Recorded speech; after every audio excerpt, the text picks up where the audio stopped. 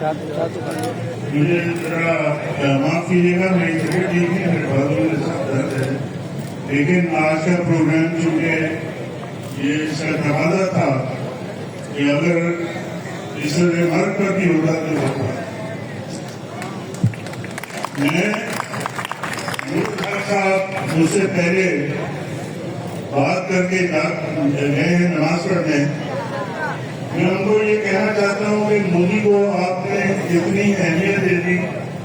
پوری اسلامی تاریخ آپ نے ہمیں بتا دی، تمام شہداء کا ذکر کر دیا۔ مودی کی حیثیت کیا ہے کہ ہم اپنے ان عظیم شہداء کے ساتھ ان کی بات کریں؟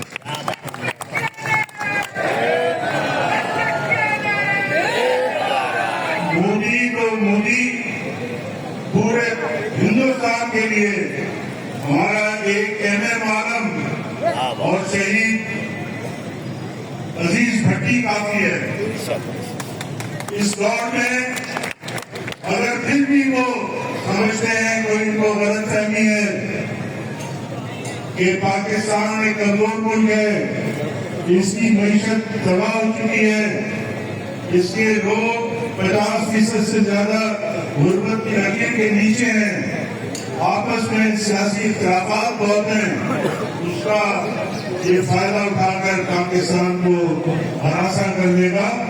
تو آج ہم یہاں جمع اسی وجہ سے ہوئے کہ ہندوستان کو بتا دیں کہ پاکستانی قوم ایک جگہ ہے، متحد ہے اور مضبوط ہے، اور انشاءاللہ تعالیٰ ان کے دام ٹھنڈے کرنے کا ہمیں بھی بہت شوق ہے۔ انشاءاللہ تعالیٰ مودی سرکار اپنی گنتی ہوئی جو پاپولیرٹی ہے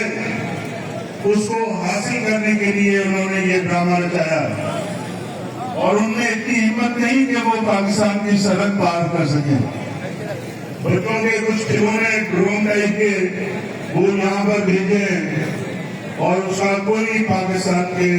لوگوں کو یا پاکستان کی ریاست کو کوئی فرق نہیں پڑا۔ ہمارے لوگ، ہماری افواج پاکستان، آپ نے دیکھا یہ بین الاقوامی میڈیا میں چھپا ہے، میں اپنی طرف سے یا اپنے پاکستانی میڈیا کی طرف سے بات نہیں کر رہا، بین الاقوامی میڈیا میں چھپا ہے کہ 1 گھنٹہ جہازوں میں مقابلہ ہوتا رہا، ہوائی جہازوں میں، جیٹ جہازوں میں، لڑاکا جہازوں میں، 1 گھنٹہ ہندوستان کے 70 جہاز تھے اور پاکستان کے صرف 30 جہاز تھے، لیکن اس کے باوجود آپ نے دیکھا کہ ہندوستان کے 5 جہاز پاکستان کی ایئر فورس نے گرا دیے، وہ جہاز جو اربوں روپے میں ہندوستان نے لیے تھے، لیکن پاکستان چونکہ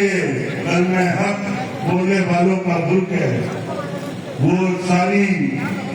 جو ان کی جدید ٹیکنالوجی ہے وہ فیل ہو گئی، اور 5 جہاز پاکستان ایئر فورس نے گرائے۔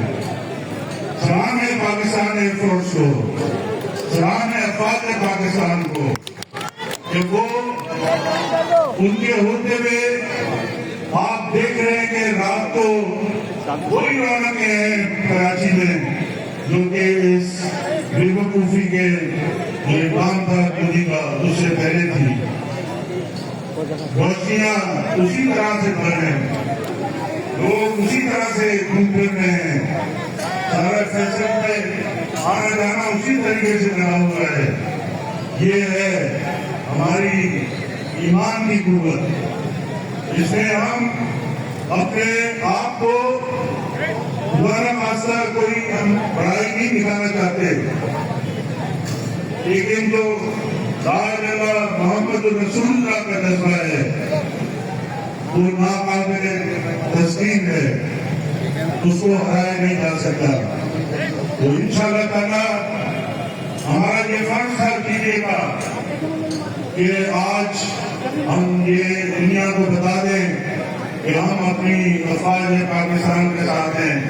ہم پاکستانی قوم کے ساتھ ہیں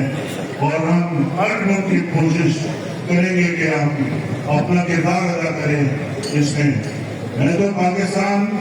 کی آرمی کو، افواج پاکستان، ایئر فورس کو اور نیوی کو یہ کہنا بھی چاہتا ہوں کہ اگر ابھی سے آپ سلیکشن بورڈ بنا لیں پاکستانی شہریوں کے لیے جو کہ بارڈر پہ جانا چاہتے ہیں، میں یقین سے کہتا ہوں کہ 95% کا 100% لوگ ہمارے رجسٹر کریں گے کہ ہمیں بارڈر پہ بھیجیں۔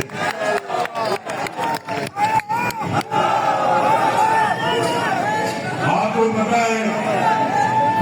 یہ تو بہت ٹیکنالوجی کا زمانہ ہے، لیکن جب کہا کہ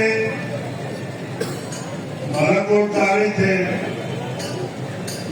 حضرت تو 3 لوگوں کے پاس سے گئے تھے اور اس وقت کے پیر صاحب نے بہت جوانوں کو ان کے ساتھ کر دیا تھا ان کی حفاظت اور جنگ کے لیے۔ تو کچھ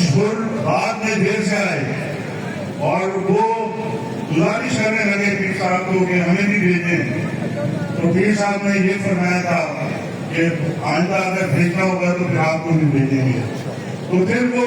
مان نہیں رہے تھے، کے وہ نعرے لگا رہے تھے